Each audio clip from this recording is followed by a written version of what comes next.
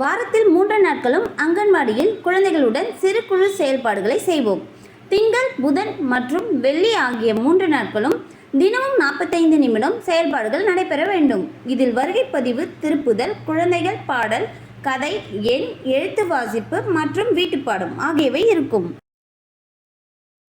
வாரத்தில் 3 நாட்களும் குழந்தைகளுடன் நாம் செய்ய போகும் செயல்பாடுகளை பற்றி இப்போது தெரிந்து கொள்வோம். வாருங்கள்.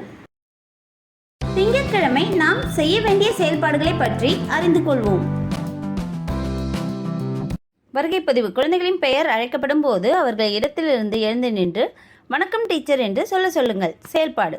குழந்தைகளை நீளம் தாண்டுதல் செயலில் ஈடுபட செய்யுங்கள். திருப்புதல். வெள்ளிக்கிழமை நாம் என்னென்ன செயல்பாடுகளை செய்தோம் என்று குழந்தைகளிடம் கேட்டு விவாதிக்கவும். உங்களது அம்மா சனிக்கிழமை என்ன கதை சொன்னார்? அதை பற்றி குழந்தைகளிடம் கேட்கவும். செயல்பாடு. வழிமுறைகளை பின்பற்றவும். சொல்வதற்கு ஏற்ப 2 அடி முன்னோக்கி ஒரு சுற்று சுற்றி பின்னர் 2 அடி பின்னோக்கி நடக்க அல்லது குதிக்க செய்தல் வேண்டும். அந்நேரம் நீங்கள் உங்கள் விரல்களால் சுடக்கிடுதல் வேண்டும்.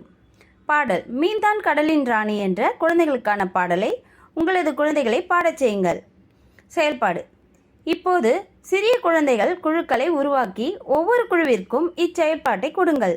தரையில் எழுதப்பட்ட வட்ட வடிவ எண்கள் சக்கரத்தில் எண்களுக்கு ஏற்ப பொருட்களை அமைக்க சொல்லுங்கள். செயல்பாடு. ஒரே ஓசை உடைய சொற்களை படிக்க செய்யுங்கள். வீட்டுப்பாடம். குழந்தைகளின் முந்தைய நாள் வீட்டுப்பாடத்தை சரிபார்க்கவும். புதன்கிழமை நாம் செய்ய வேண்டிய செயல்பாடுகள் பற்றி அறிந்து கொள்வோம். வருகை பதிவு. குழந்தைகளின் பெயர் அழைக்கப்படும் போது அவர்கள் இடத்திலிருந்து எழுந்து நின்று வணக்கம் டீச்சர் என்று சொல்லுங்கள். செயல்பாடு. குழந்தைகளை சாக்குப்பை குதித்தல் விளையாட்டை விளையாடச் செய்யுங்கள். திருப்புதல். திங்கள் அன்று நாம் என்னென்ன செயல்பாடுகளை செய்தோம் என்று குழந்தைகளிடம் கேட்டு விவாதிக்கவும். செயல்பாடு. புத்தகத்தை எப்படி கையாள்வது என்பது பற்றி கற்றுக் கொடுங்கள். கதை. சிக்குபுக்கு ரயிலில் நர்மதா என்ற பெண் தனது ஸ்லேட்டில் நீண்ட ரயிலை வரைய விரும்பினாள். அவள் ஒரு பெரிய புகை உமிழும் இயந்திரத்தை உருவாக்கினாள்.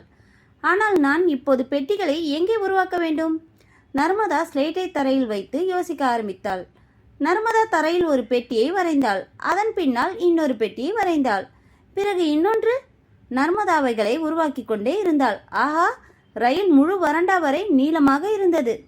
குட்டி சிக்குபுக்கு ரயிலில் இங்கிருந்து அங்கு நீண்ட தூரம் சென்றது. குழந்தைகளுக்கு கதை சொல்லுங்கள். கதை சொன்ன பிறகு கதை உங்களுக்கு பிடித்திருக்கிறதா என்று கேளுங்கள்.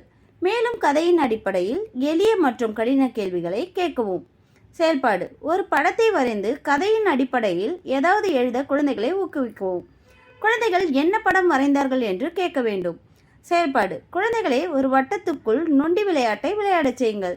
வீட்டுப்பாடம். குழந்தைகளின் நோட்புக்கில் ரயில் பாதையின் படத்தை கொடுத்து அந்த படத்திற்கு வண்ணம் தீட்டுவதற்கான வீட்டு படத்தை கொடுங்கள்.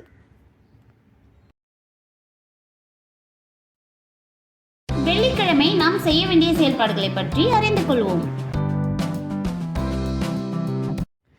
வருகை பதிவு. குழந்தைகளின் பெயர் அழைக்கப்படும் போது அவர்கள் இடத்திலிருந்து எழுந்து நின்று வணக்கம் டீச்சர் என்று சொல்லுங்கள். செயல்பாடு. காய்கறிகளை விற்கும் செயல்முறையை குழந்தைகளை நடிக்க வைக்கவும். திருப்புதல். புதன்கிழமை நாம் என்னென்ன செயல்பாடுகளை செய்தோம் என்று குழந்தைகளிடம் கேட்டு விவாதிக்கவும். செயல்பாடு. சுத்தமாக இருக்க நாம் என்ன செய்ய வேண்டும் என்பதை பற்றி குழந்தைகளுடன் உரையாடல் செய்யுங்கள். பாடல். ஆட்டுக்குட்டி என்ற குழந்தை பாடலை உங்களது குழந்தைகளை பாடச் செய்யுங்கள். செயல்பாடு. வீட்டு அருகில் கிடைக்கக்கூடிய பொருட்களை கொண்டு எளிய கூட்டல் மற்றும் கழித்தல் செயல்பாடுகளை கற்றுக் கொடுங்கள். செயல்பாடு. ஒரே ஓசையில் முடியும் சொற்களை படிக்க சொல்லுங்கள். வீட்டுப்பாடம். குழந்தைகளின் முந்தைய நாள் வீட்டுப்பாடத்தை சரிபார்க்கவும். குழந்தைகளுடன் நீங்கள் செய்த செயல்பாடுகளின் அனுபவங்களை எங்களுடன் பகிர்ந்து கொள்ள மறக்காதீர். நன்றி.